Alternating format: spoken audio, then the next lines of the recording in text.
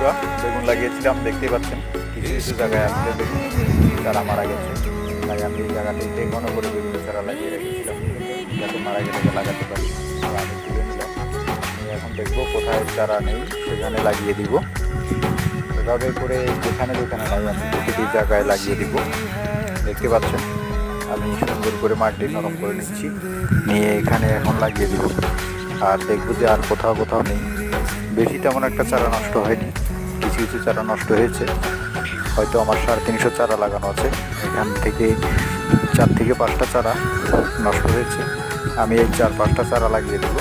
আমি এখানে সুন্দর করে ঘন করে লাগিয়ে রাখছি, দেখছেন একই সমান হয়েছে। এভাবে করে 4-5টা চারা লাগিয়ে দেবো। তাই যত চারা নষ্ট হবে আমি এখানে এক্সট্রা চারা রেখেছি, এখান থেকে নিয়ে নিয়ে লাগিয়ে দিব। ভালো থাকবেন সবাই। আর আমার ভিডিওটি কেমন লাগলো অবশ্যই জানাবেন। আল্লাহ হাফেজ।